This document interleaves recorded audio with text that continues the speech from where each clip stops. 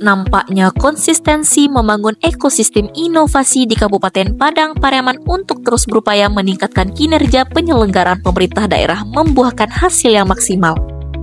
Pasalnya, pemerintah Kabupaten Padang Pariaman kembali mencatatkan diri sebagai nominator 10 besar kabupaten terinovatif di Indonesia tahun 2024 ini.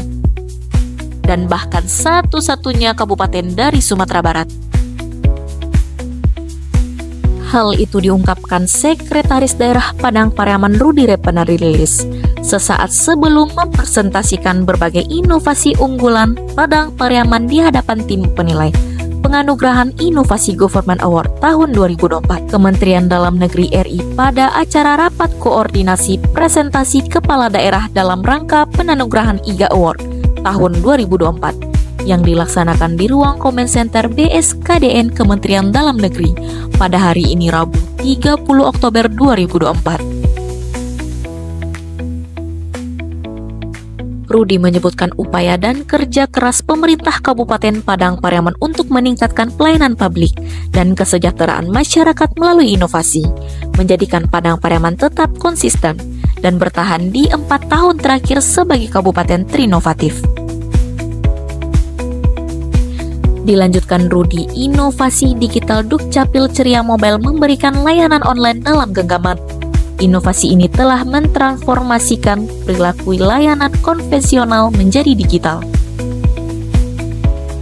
Katanya, hal ini berdampak kepada kemudahan dan kecepatan pelayanan, penghematan pengeluaran masyarakat, dan peningkatan akuntabilitas pelayanan publik.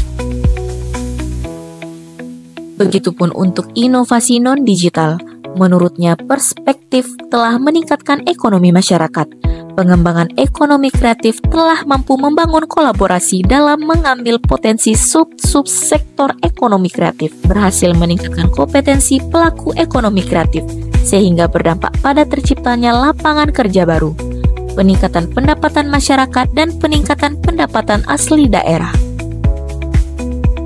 Terakhir, dirinya menyampaikan terima kasih dan rasa bangganya kepada Bupati dan Wakil Bupati Padang Pariaman Suhatri Burahman, seluruh kepala perangkat daerah, seluruh masyarakat Padang Pariaman yang terus berkomitmen dalam membangun kebersamaan dalam memberikan pelayanan yang terbaik dan prima kepada seluruh masyarakat Padang Pariaman.